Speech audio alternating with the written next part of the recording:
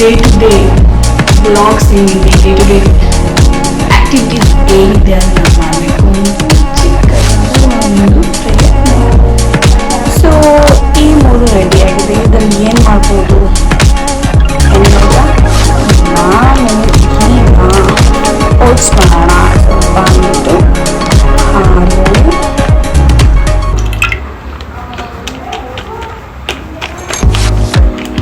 So 2 spoons of sugar. Already ನಾನು 2 spoons ಹಾಕೊಂಡಿದ್ದೀನಿ.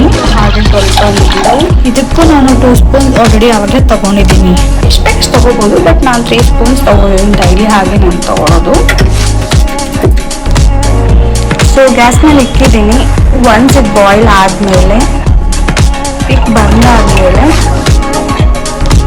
ಒಂದು ಬೌಲ್ಗೆ ಅದನ್ನು ಸಪ್ರೇಟ್ ಮಾಡಿ ಬಿಸಿ ಬಿಸಿಯಾದ morning breakfast oats ready.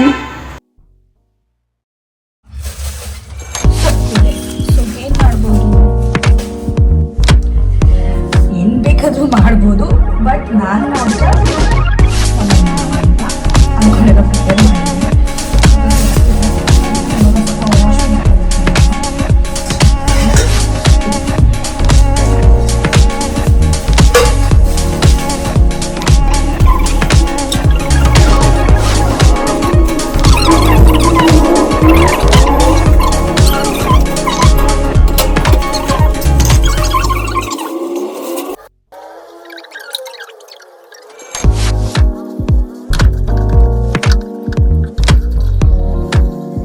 Wash ಎಲ್ಲ ಆದಮೇಲೆ ನಾನು ಸ್ವಲ್ಪ ಹುರುಳಿಕಾಳನ್ನ ಕೂಡ ಹಾಗೆ ಹುರ್ಕೊಬಿಡ್ತೀನಿ. ಯಾಕಂದರೆ ಕುಕ್ಕರಲ್ಲಿ ಹಾಗೆ ಬೇಯಿಸಿದ್ರೆ ಚೆನ್ನಾಗಿರಲ್ಲ.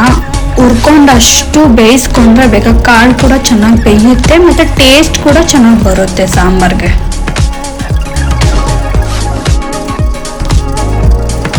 ಹಾಗೆ ನಾನು ಬೇಳೆ ಕೂಡ ತೊಗೊತೀನಿ ಸಮ ಪ್ರಮಾಣದಲ್ಲಿ. ಹೇಗೆ ನಾನು ಹುರುಳಿಕಾಳು ತೊಗೊಂಡಿನೋ ಅಷ್ಟೇ ಸಮ ಪ್ರಮಾಣದಲ್ಲಿ ಅದನ್ನು ಕೂಡ ತೊಗೊಂಡಿರ್ತೀನಿ.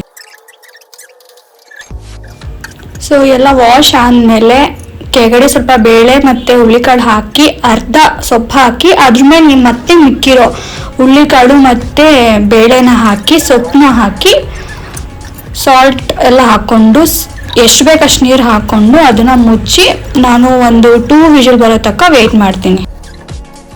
ಹಾಗೆ ನಾನು ಸ್ವಲ್ಪ ಈರುಳ್ಳಿ, ಮೆಣಸಿನ್ಕಾಯಿ ಮತ್ತು ಕೊತ್ತಂಬರಿ ಏನಿದೆ ಕಾಯಿ ಅದೆಲ್ಲ ಹಚ್ಕೊಬೇಡ ತುರ್ಕೊಬೇಡ ಅಂದ್ಬಿಟ್ಟು ಹಾಗೆ ಸೈಡಲ್ಲಿ ಇದನ್ನು ಮಾಡ್ಕೊಳ್ಳೋಣ ಅಂತ ಮಾಡ್ಕೊತಾ ಇದ್ದೀನಿ.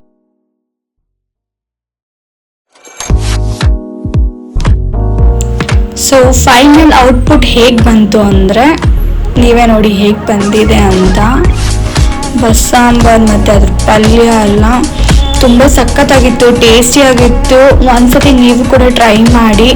ಬೇರೆ ಯಾವುದಾದ್ರು ರೆಸಿಪೀಸ್ ಬೇಕು ಅಂದರೆ ನನ್ನ ಕಮೆಂಟ್ ಬಾಕ್ಸ್ ಒಳಗಡೆ ಕಮೆಂಟ್ ಮಾಡಿ. Thank you. Have a great day.